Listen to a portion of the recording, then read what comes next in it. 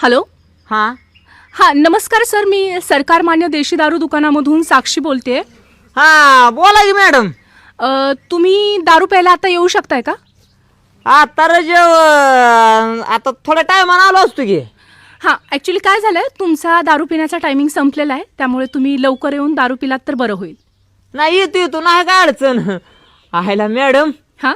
तुमचं मात्र असं झालंय बरं का की ती गाडीची सर्व्हिसिंग संपल्यावर कसं ती मॅडम फोन करते की तुमची गाडी सर्व्हिसिंगला आली, येऊन करून जाता का?